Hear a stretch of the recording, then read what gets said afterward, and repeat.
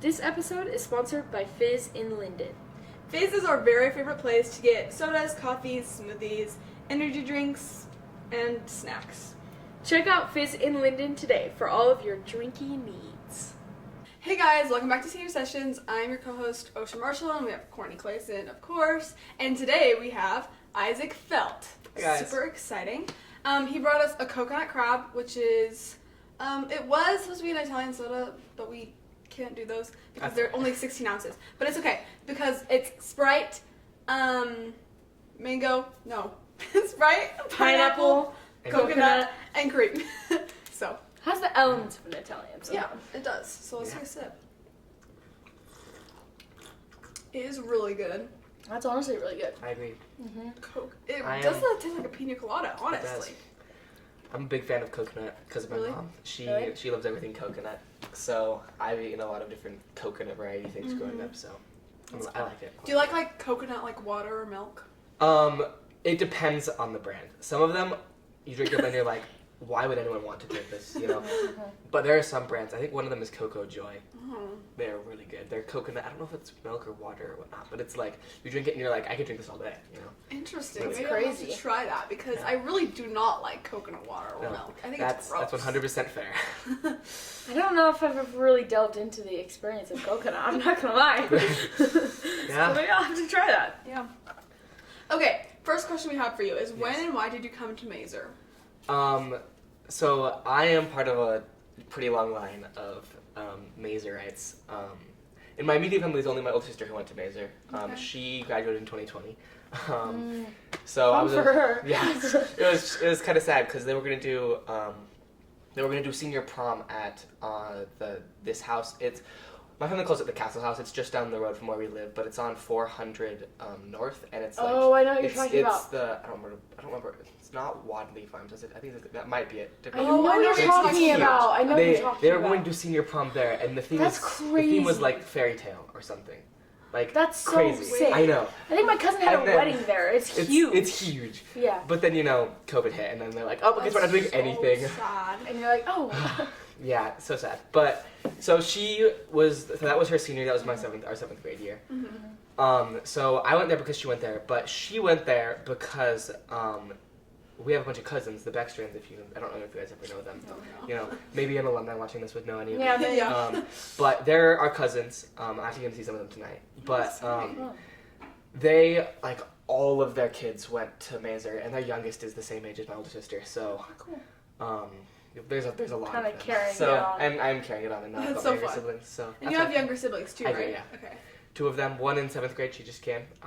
You'll know her by I know her. Well. I know her. Yeah. And then my younger brother Ben, who is in 10th grade now. 10th grade. He does not have the red hair. Really? Yeah, he's just got dirty blonde. Me and Miriam are the only ones that have the red hair. Really? That's crazy. But so you wouldn't even know. And it's so funny because she's so you but little. It's crazy. You but little and a girl. Yeah, and a girl. That's so funny. It's so funny. Okay, so what was your first impression of Maeser when you first came? That's honestly hard because I thought about this a little bit, but I don't remember what my immediate first impression of it was because I'd come to Winterfests before for my sister and various things, but actually coming to Maeser, I don't think it was anything grand. I think the pillars were a little bit intimidating. So real. As they always are. But I don't know, it was the first time I'd ever seen a middle school / high school, and there were lockers, and I was like, whoa, these are cool things. I've never had one of these, And I remember, I think if I remember right, 3 days or maybe a week before 7th grade started, I came for the math placement test or whatnot. Oh yeah. And I think that was in Mr. Harmon's room, and I remember sitting there and the desks were weird. They had a chair built into them, and they didn't have a little cubby for anything. So true. And I was just like, wow, this is the real deal, guys. But yeah. No, I remember thinking that too because my elementary school desks were they were kind of whiteboards on top, so I would color on them. What? And you could open them up and put stuff in cool. there, and high school desks are different. Yeah. They are. I went to 4 different elementary schools as a kid. Yeah. I was originally born in Washington State, and I lived there till I was that's 3. Cool. And then I moved to Idaho, to specifically a little town called Ryrie in Idaho, which is middle of nowhere, but it's like probably half an hour-ish away from BYUI. I don't remember exactly because I moved away from there when I was 8. We moved to Idaho Falls, which is like that's only like half an hour away.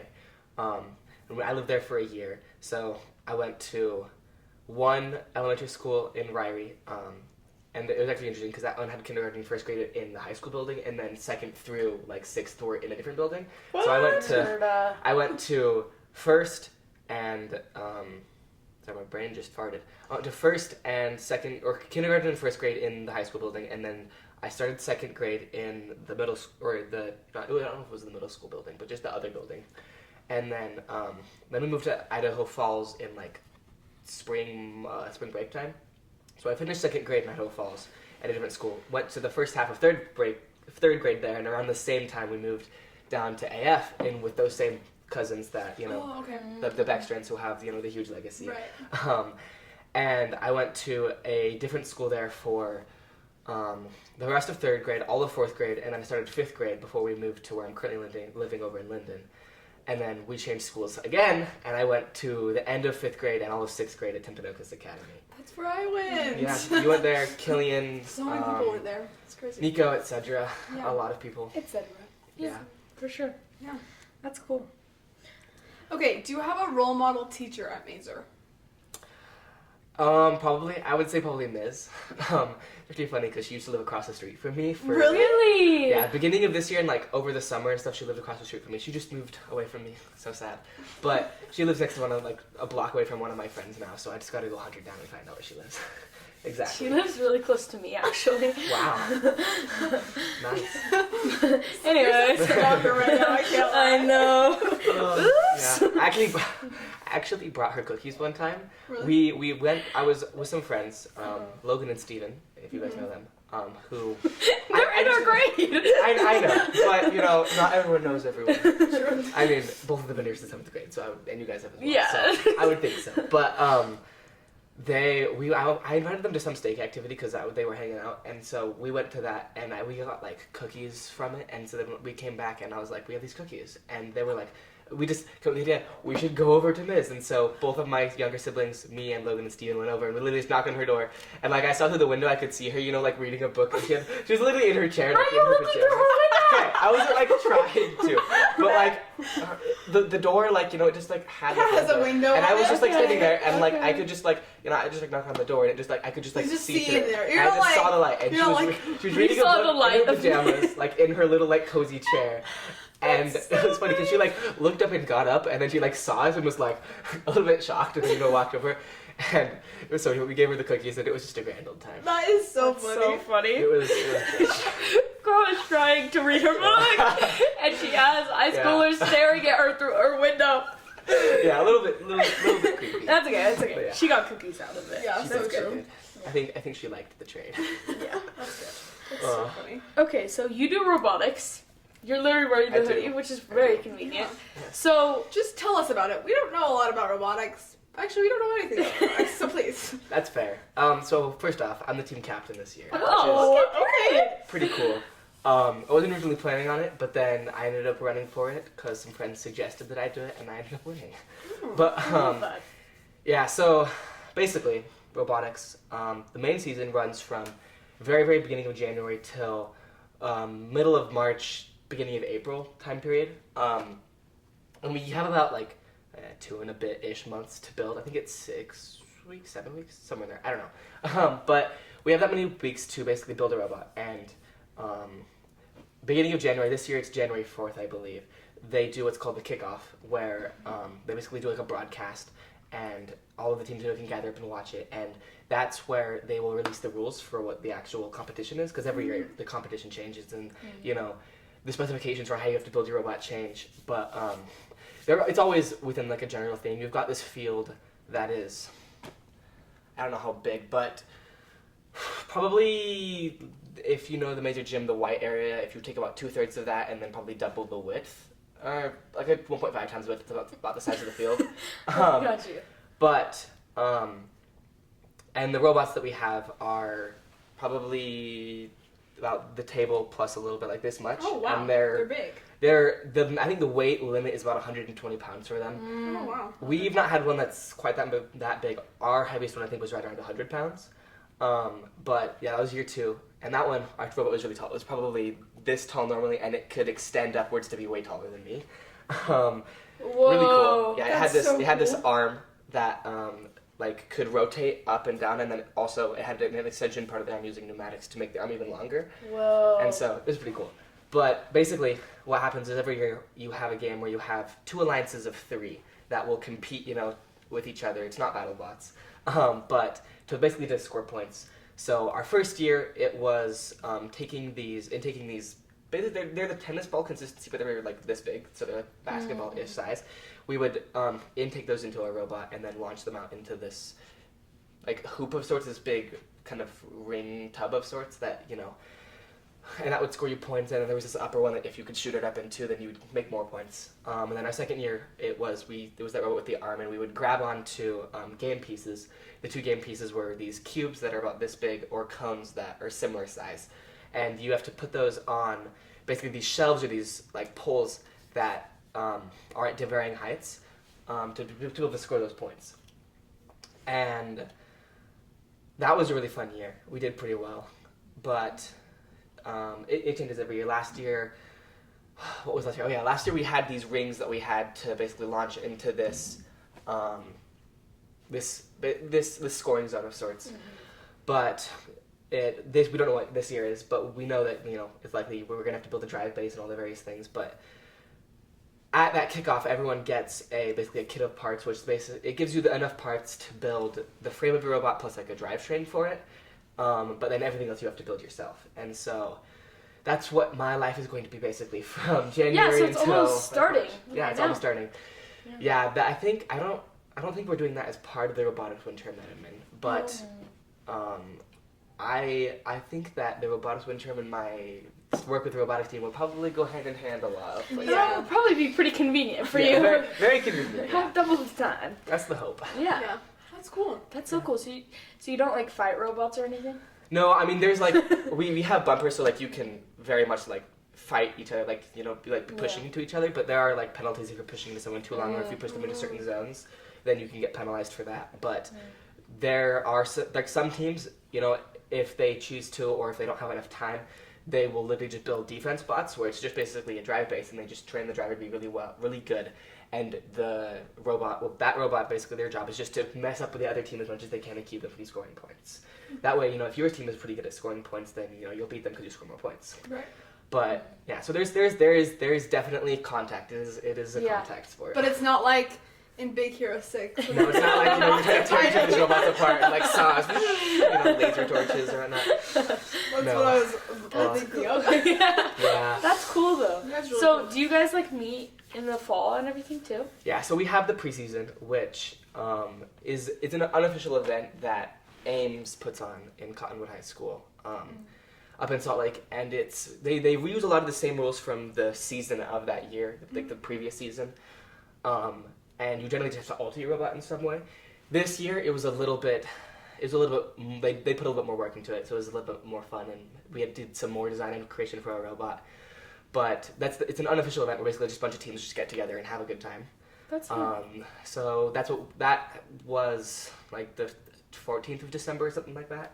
So we just had that, and so actually from like Thanksgiving break to there, I was grinding robotics so hard. I hadn't enough time for basically anything else in my life. Shoot. You're like, no finals, just robots. Yeah, no, thankfully that was right before finals ended, and so I was able to like study on review day. For sure. But yeah, so I feel that is part of the relief of Christmas break is now the preseason is over and finals are over, and so I'm like, you don't start until January, so you're like, let me take a power nap real quick. Literally. I'm sleeping so much during the day now. So real, actually. What was I gonna? Oh, are we like? Okay, first of all, can you like win robotics? So yes, and no, and yes. So yes, but here's the long answer: is there's regionals that happen all over the country in various different areas. There's a Salt Lake regional, there's a Boise regional, there's an Arizona regional, there's regionals like all over in most of the states.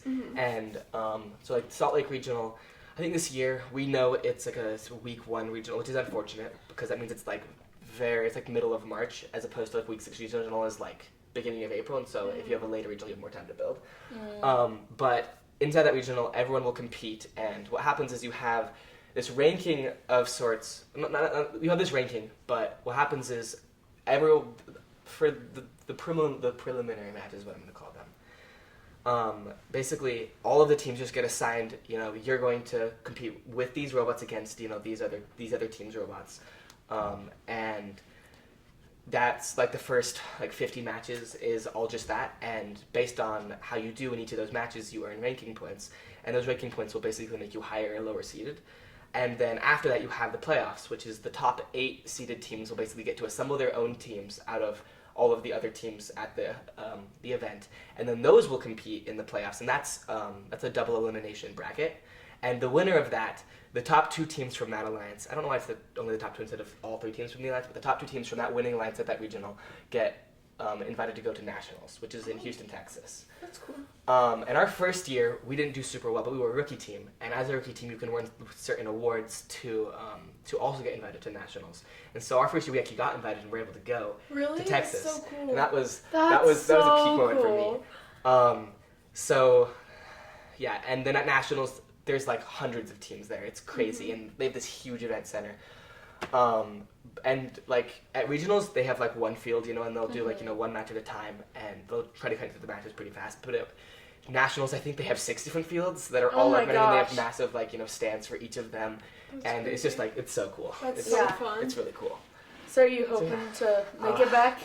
I'm hoping so. Have you guys been back since then? Not since then. So our second year, we were pretty close. In the preliminary matches, we were seeded 5th, and so we actually ended up being the captain of the 3rd alliance.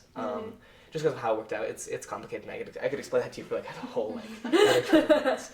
But so we did pretty well on that. But then in the actual playoffs, we got knocked out pretty early, which was unfortunate. But it was still cool to actually be in the playoffs because the first time we've been in the playoffs. Yeah, for sure. And then last year was a bit of a struggle. We didn't actually have a robot finished by the time.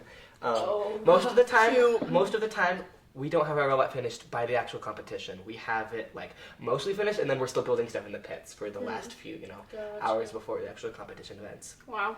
But last year was a bit of a struggle, and we didn't get everything built in time like we wanted to.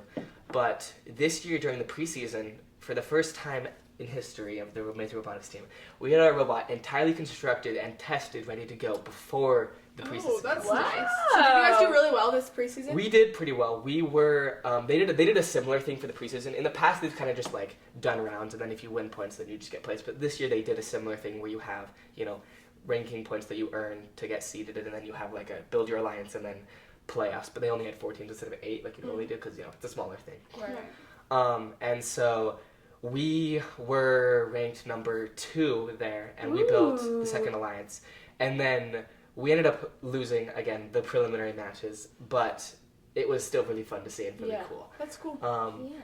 But yeah, really, really, really cool, really fun. Yeah. Well, good luck with your I hope, season. I hope you can make it. I'm so invested now. Yeah, I'm really Pretty cool. Okay, do you play any sports? Or have you played any sports at Maeser? 8th grade year, I was on the middle school soccer team. Okay. But other than that, I've just been in robotics from 9th grade all the way up now till 12th. I don't know why. We thought you were on cross country or track or Okay, something. 9th grade year, I was not on the cross country team, but I think it was 9th grade year. Might have been 10th grade.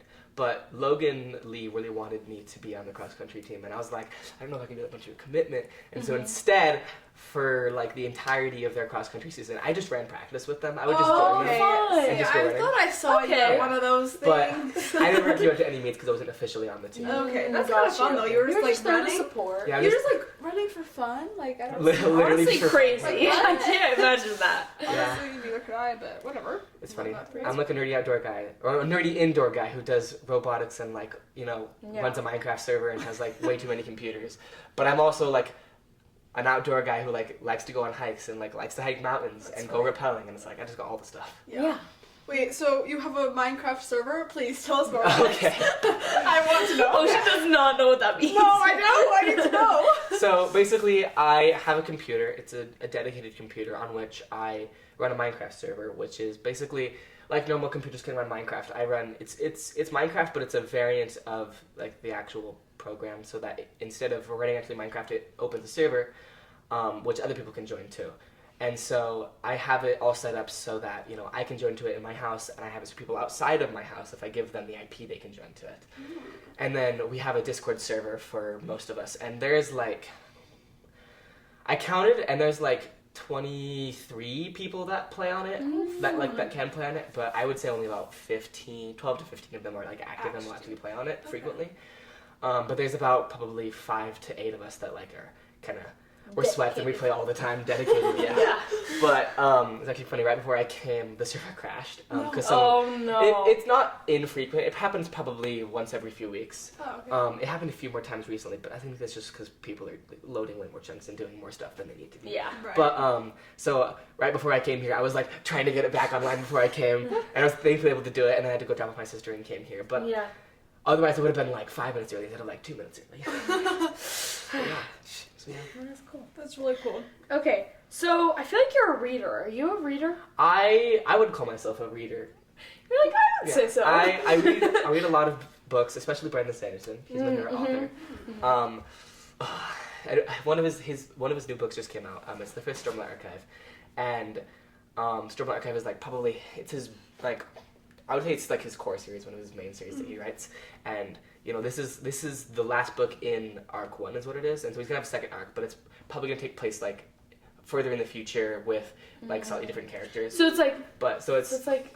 What's the one? Dragon Watch and Fablehaven? Yeah, it's like Dragon Watch and Fablehaven. Yeah. It's very much like that, but under the same name instead. Gotcha. And so this is like the end of the Fablehaven arc, and it came out, and like half my friends have read it already, and I don't have it, and I want to read it so bad. So upsetting. So you I'm need just, to just go steal it. Anytime anyone mentions it, I'm like, you be quiet. You are not going to spoil this for me. But yeah, it's also interesting though because I'm a really slow reader, so I listen to a lot more audiobooks than I actually read. Which doesn't help me increase my speed of reading since I'm reading less. But, so I mainly listen to books, but I do read them as well. That's cool. So, That's cool. Do you have a favorite book right now? No, it's I just read Endurance, which is really good. Right, you were telling us about that. But also, like, I love all of Brandon Sanderson's books, and it's hard to choose a series, let alone a book. Mm-hmm. But right now, I'd probably say that my favorite series is Brandon Sanderson's Mistborn series. I really like the second arc. It's really, really funny. It's the Waxing Rain arc. You probably have no idea what that means, but maybe some of our viewers will know. But they're really good. And then probably my favorite of his standalone books right now is The Sunlit Man, which is a really good book, but it's really interesting because inside the Brandon Sanderson universe, you have a lot of his books are interconnected in the same universe. He has books that aren't, but he has what's called the Cosmere, which is most of his books are written inside of that. And so, like, the Stormlight Archive, which is the new book that just came out, is inside of that. That's, like, the main core series of the Cosmere. And then the Mistborn is in the Cosmere, Sunlit Man is in the Cosmere, Tress, Yumi, Elantris, Warbreaker, etc. There's a lot of them, White Sands. So, I really like those, but he has a lot of other books that he's written that, you know, aren't. And the key thing that you know is if it mentions Earth at all, it's not in the Cosmere. So he has a lot of like cool sci-fi books that that are like based on Earth and whatnot, but those aren't related at all. Okay. But anyways, what's cool about the Sunlit Man that I really love about it is that because everything's all like related in the same universe, the Sunlit Man very heavily relies on information from all the other books, and so if you haven't read like basically everything else, you will only understand like half. So it's kind of like a cool kids club book where you're like, I know what you're talking about. Yeah, I know what's happening. I know what's going on. Yeah, it's really cool. That's really cool. That's really cool. But yeah. Okay, do you have a crazy Maeser story for us? Yes, I've been thinking about this, and it was funny because when I was first watching the episodes, I was like, man, I don't think I have any super cool crazy Maeser stories. Like, I have some robotic stories, that didn't take place at Maeser, but like, well, I you could can share still some. I could share some of those. Yeah. Those are some cool ones, but I recently had one. Oh. That's, I'd probably say right now it's my craziest Maeser story. Perfect. Do tell. So my friend Steven, at the beginning of the year, he had this really long hair that came down to like right about here, and he was not the best taking care of it. He had a lot of other crap going on in his life, but we decided it'd be really funny if we cut his hair. But not just that, if we cut his hair in the middle of class. So like without telling him? No, he knew, but without telling anybody else. Oh, okay. So he brought an extension cord and like an electric razor. Oh, like a whole razor, not Socratic. just scissors. We're in Socratic. Wait, what Socratic period do you have? 7th and 8th. Okay. So Mr. Glenn. it's Mr. Glenn, literally. It was so funny. But there was not an outlet near enough for me to like actually like plug in this way to bring extension cord. But I didn't want to just like plug in the extension cord because that's like kind of obvious if I pulled that out of my bag. So what I did was super covert. I took the extension cord out, like in the passing period, plugged it into the Chromebook cart, and then plugged a block into it and started charging my phone. So everyone thought I'm just charging my phone, Sure. And then Casually. comes to the end of class, Mr. Glynn's like, hey, everyone get your Chromebooks. Everyone else gets their Chromebook, I get up, grab my Chromebook, and then I'm doing something behind my backpack. Pull out the razor, unplug the cord, plug in the razor in the kitchen cord, stand up, turn it on, and at this point, Stephen was like pretending to be asleep on his desk. And so everyone else thought everyone else thought that he had no idea. I literally just start like cutting his hair in the middle of class and like dropping the hair on the floor. And everyone was like, Isaac, what? And then Mr. Glenn literally was like, Isaac! And then he like, it was so funny, because like at a certain point after this, he just stood up and like started walking up the door and was like, I am not paying enough for this. Before he like turned around. But it was like really funny. That's so funny. And then everyone eventually figured out, that he knew and it was planned. But it was really funny because like everyone just thought I had lost it. Everyone was like, Isaac, that's evil. Literally, we had Will Yakman, we had him record it, and so he has like a recording of it. That is crazy. I have it, and I would show it to you guys, but our viewers would be all jealousy that they can't. So true. Yes. But it was so funny. But also my heart was pounding so hard because I didn't know if like Mr. Glenn was gonna like shout me out, out to like Mr. Gilbert's office or something, or like anything. So but like we cleaned it up afterwards. But it was really funny. That's really funny. That is actually hilarious. Yeah. Yeah. After that, he went and got like a legitimate haircut and got his haircut like really short. Good. And I say now it looks much better. But he has mixed approved. feelings. He says he has mixed feelings about it. But it's funny because he's the one who came up with the idea. Oh, and his hair will grow again. Yeah, It'll his be hair will okay. grow. Guys' hair generally grows pretty fast. Yeah. So fast. It's really. Actually tragic. It's actually tragic. Anyways. Why is it so for the people who actually want long hair? I know, for real. Uh, Okay, so do you have any plans for after high school?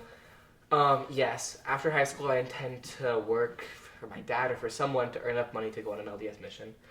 That's like the first thing. I hope to leave around the start of the next school year. So work over the summer. And then after that, I've debated military service, but I'm not certain if I actually want to yet. It's like I've got a lot of pros and cons, and I've gone back and forth. My dad served and my grandpa served, but I don't know if I want to. So still on the line about that, deciding about that. But either way with that, I don't know where I want to go yet, but I want to learn aerospace engineering.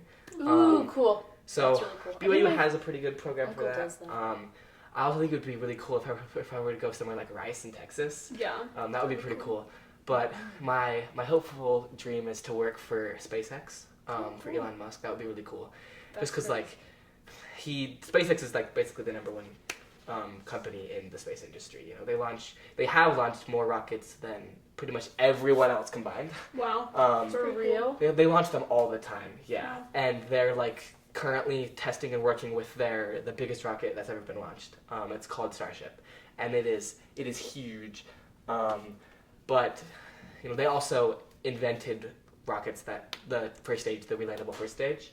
If you guys know what that is, do you guys know what that is? No, so please explain. Okay, basically, so you have on a rocket, it's giant cylinder, and you have the massive rocket that's at the bottom that is takeoff, and that's to get you most of the way out of the gravitational field. And then that will basically disconnect and separate, and then you have the second stage, which is another rocket on a different fuel source. It's the same fuel, like type of fuel, but different container. That'll generally get you like up into orbit or whatever, and then sometimes if you're like going interplanetary, that'll get you on your way towards the planet or whatnot. And then you have the third stage, which is where that breaks off, and then that's basically just like the top. It's really the capsule and like a little rocket, underneath with like some maneuvering and whatnot. But what used to happen, is that you would have, when you're launching all these rockets, the first and second stage were always just basically discarded, and they would just fall out into the atmosphere and burn up, or into the ocean and whatnot, or basically it was just very expensive, and it cost like billions upon billions of dollars, for every rocket. But what what Musk with SpaceX figured out was how to take that first stage and to leave some fuel in it after it disconnects, and then to have that rocket come down and re-land Ooh, on so its you own, can so you can reuse reuse them. it. So you can you can refurbish it and you can reuse all that rocket, so That's it's not really wasted. cool. And that cut the cost of making those rockets down drastically. Yeah. So instead of having to spend like hundreds of millions, if not like a few billion for every launch, it's just like a few $100 million.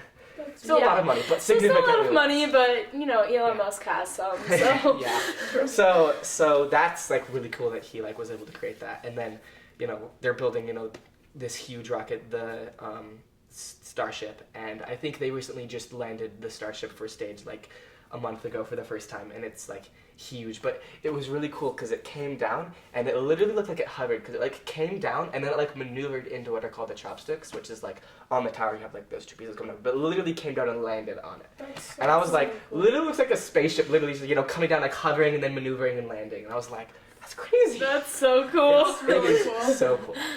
But yeah, so I'm a bit of a space nerd as well. Yeah. Hence my interest cool. in like robotics and wanting to become an aerospace engineer, all these things. Yeah, That's that's really cool. Do you have any advice for your younger self? Yes.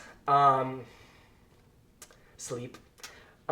It seems obvious, but specifically last year, I thought that I could get away with not sleeping a lot, and like academically, I guess it kind of worked for me, like passing classes and whatnot. But as far as like my mental health and just all of that was in the trash, and I was not at my high, and I've just learned that when you get tired, you get mean, and you also just it just sucks. And so sleep is really good. Yeah, being tired, you just like kind of turn into a different Yeah, person. You you're really like, not do. even You really yourself. Yeah.